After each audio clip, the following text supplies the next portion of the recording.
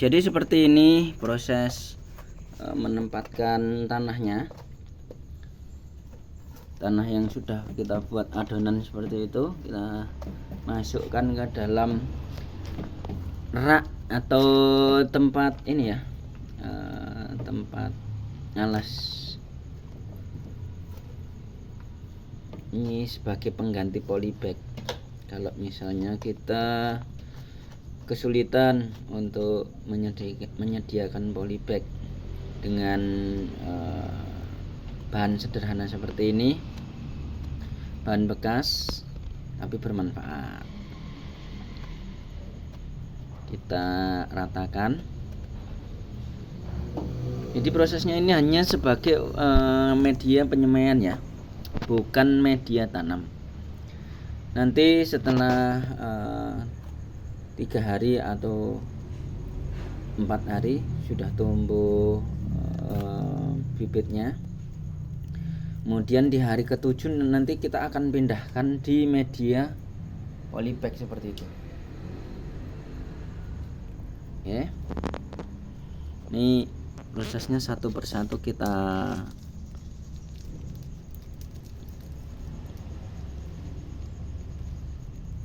taburkan di medianya satu demi satu menggunakan sendok kayu ya, ini ya, sendok kayu, agar supaya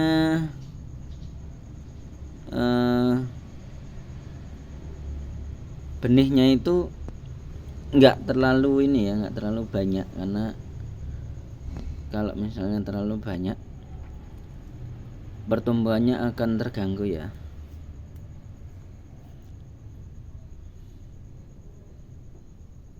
Satu demi satu memang butuh kesabaran, ketelitian juga ya. Jangan sampai benih yang sekecil ini berhamburan pada saat kita menaburkan di sini. Kalau yang mungkin bisa menggunakan tangan langsung transparan juga bisa menggunakan tangan langsung secara transparan. Tapi saya sarankan untuk menggunakan alat bantu seperti ini. Bisa menggunakan lidi, bisa menggunakan bilah kayu kecil dan sebagainya. Yang jelas gimana caranya agar mempermudah proses ini, proses peletakan bibit atau biji sawinya.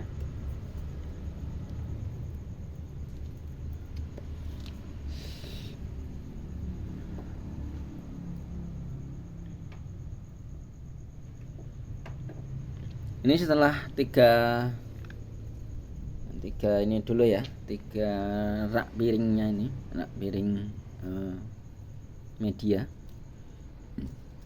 Nanti kita akan taruh di tempat yang teduh dulu, karena untuk menghindari dari transparasi sinar matahari ya.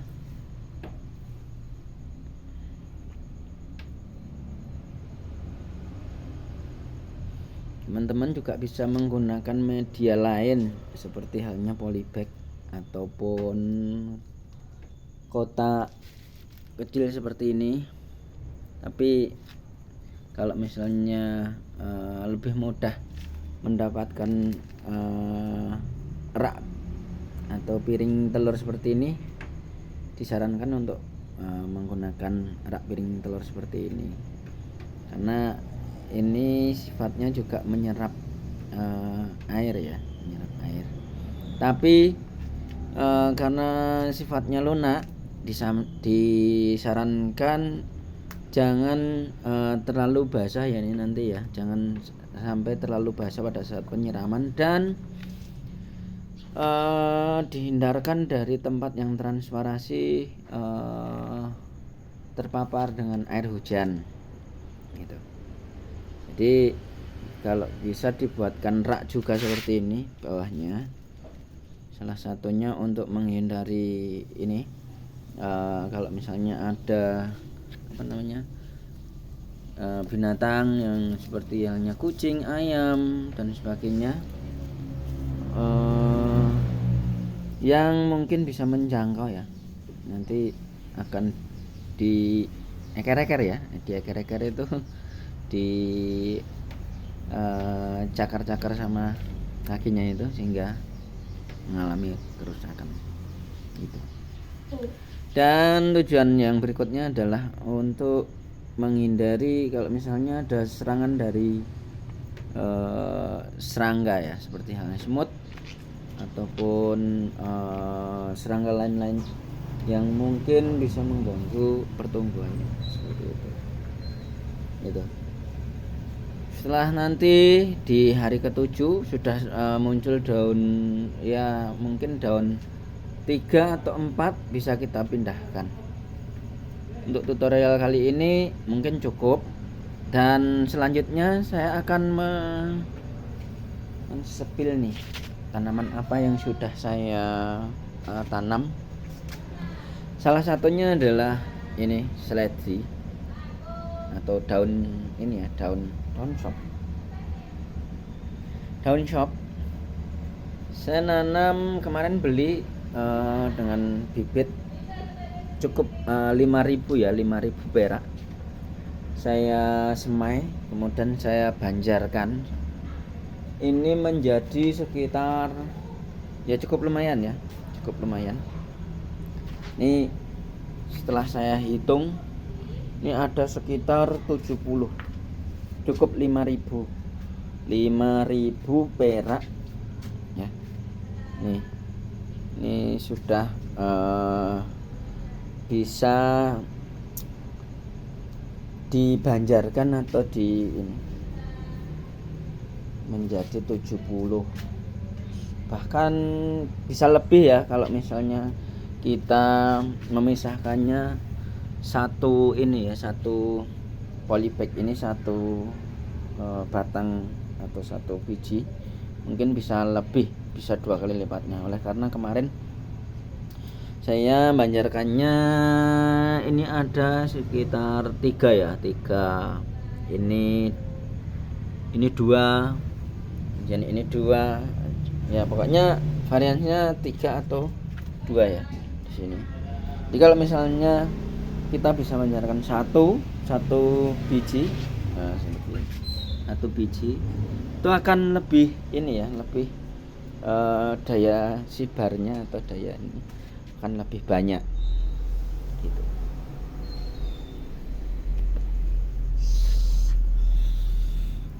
Selain daripada ini apa namanya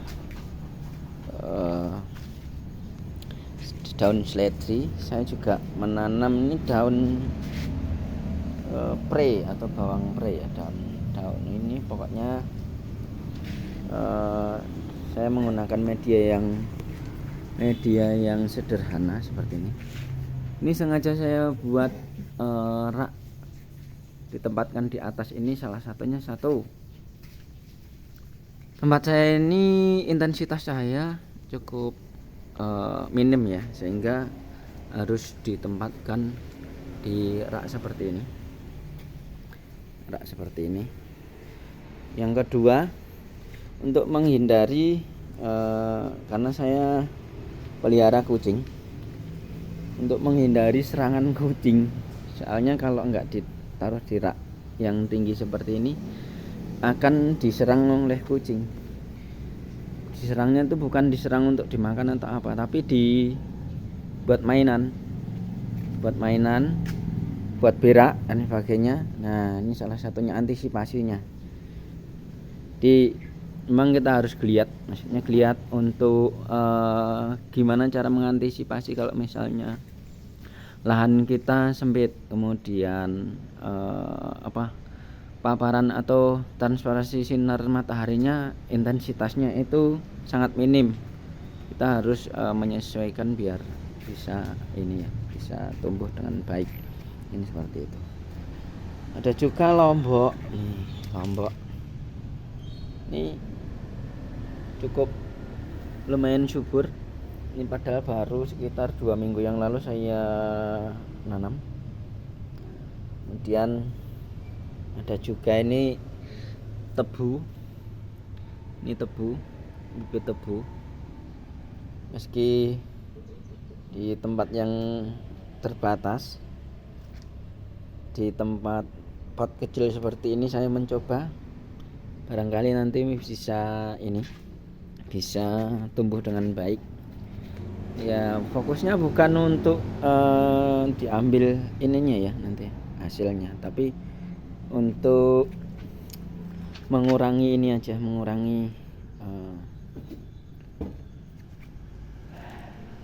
panas, karena kan lo siang di sini itu panas banget. Di sini panas banget. Tapi hanya sekitar di jam 9 sampai jam 1. Jadi enggak terlalu lama ya. Ya ini teman-teman. Ini juga yang sudah saya tanam di polybag. Ini di teras ya sebenarnya. Jadi di teras ini sebenarnya intensitas cahayanya juga sangat terbatas. Di pagi hari antara jam 8 sampai jam 11 itu sudah enggak ini lagi ya, terkena sinar matahari lagi. Tapi ya memang itu ininya ya, tujuannya ya, karena sebenarnya sinar matahari itu untuk tanaman bagus di pagi hari antara jam 8, jam 7, 8, 9 sampai jam 11. Setelah itu mungkin intensitas cahaya matahari atau sinar matahari yang terlalu berlebihan akan mengakibatkan dedaunannya itu akan kering ya, seperti itu. Ada lagi teman-teman, selain dari tanaman ini sayur-sayuran, saya mencoba untuk membudidayakan ini Wijaya Kusuma, bunga Wijaya Kusuma ya. Ini saya cuman menggunakan alat bantu sederhana, yaitu dengan media atau tempat tanamnya itu tanah, media tanamnya itu tanah, kemudian tempat tanamnya itu tempurung kelapa. Tempurung kelapa mungkin bisa kita dapatkan di pasar. Kalau misalnya kita jalan ke pasar ada penjual kelapa, kita minta aja itu tempurung kelapanya, itu pasti dikasih. Itu seperti ini. Ini baru sekitar 2 minggu juga saya membanjarkan ini, sudah terlihat subur ya, terlihat subur. Waktu dulu saya punya tanaman ini atau bunga Wijaya Kusuma ini cuman kecil ya, segini.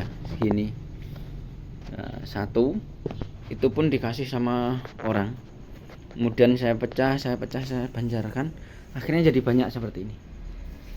Nah ini mudah-mudahan 3 bulan ke depan itu sudah bisa kita nikmatin bunganya.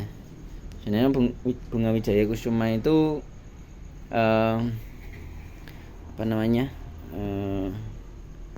ada banyak ya di dalam satu ini batangnya, ini satu pohonnya ini ada banyak sebenarnya. Nanti akan saya sepil bunga Wijaya Kusuma ini yang sudah mekar ya, yang sudah berbunga.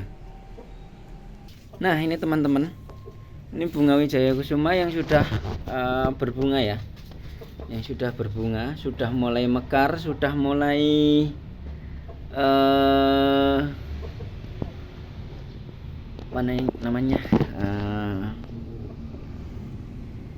bertumbuh dengan baik. Bunganya meskipun baru 1 ya, tapi sebenarnya kemarin itu ada 5 ya, ada 5 di sini yang sudah tumbuh, itu ada 5, cuman nggak bersamaan. Jadi urut ya, hari pertama, hari kedua, hari ketiga, ini hari kelimanya ini. Hari kelimanya ini sudah yang terakhir ya. Kalau kemarin hari itu masih ada sekitar 4, tapi yang satu ini belum mekar, masih kuncup gitu. Nah, ini manfaat bunga wijaya kusuma apa? Saya juga belum begitu tahu ya. Bisa juga nanti untuk teman-teman kalau pengen tahu manfaat dan khasiatnya untuk tanaman bunga wijaya kusuma ini bisa di search di Google. Tapi yang jelas saya cuman hobi ya untuk nanam seperti ini, bukan bermaksud untuk mencari manfaat dan khasiat bunga wijaya kusuma gitu. Sebuah cerita bahwa bunga wijaya kusuma ini adalah bunga kelanganan ya, kelanganan beliau Presiden Republik Indonesia yang pertama, Insinyur Haji Soekarno. Nah, beliau diceritakan bahwa sangat ini ya, sayang atau suka menanam bunga wijaya kusuma ini di rumahnya, di kediamannya. Entah nggak tahu kalau beliau atau sekedar mengoleksi untuk keindahan atau hiasan rumahnya, atau ada tujuan lain ya. Kalau saya cuman sebatas hobi untuk menanam seperti ini gitu. Nah, ini sebagai bonus saya sepil tanaman apa aja yang sudah saya ini tanam di sini. Ya meskipun tempatnya terbatas ya. Ini kalau misalnya kita menanam dengan media tanam yang biasa aja, maksudnya tempat yang biasa aja, mungkin ini tanaman sudah penuh, di teras ini sudah penuh. Tapi olah karena dengan keterbatasan itu bisa kita antisipasi, kita bisa mensikapi, akhirnya kita buat seperti ini, rak-rakan yang tempel seperti ini nempel di dinding. Nah, yang sana saya gantung, yang ini saya buat rak juga, rak seperti ini, sehingga dengan luasan 6 kali 5 meter 6 kali 5 meter mah justru mungkin ini sepertinya enggak sampai 6 kali 5 ya. Sepertinya cuman 4,5 kali 6,5. Itu bisa menampung banyak tanaman ya seperti ini. Ini bukan karena kreativitas, tapi dengan keterbatasan ini membuat kita bisa ini ya, memaksakan diri untuk gimana caranya biar tanaman kita itu tetap punya variasi yang banyak, tapi tempatnya terbatas. Ini seperti itu. Nah, ini saya spill agak jauh, kondisinya seperti apa. Ini teman-teman yang atap warna hijau ini, kotak ini kandang ayam ya sebenarnya ya, kandang ayam. Jadi sebenarnya saya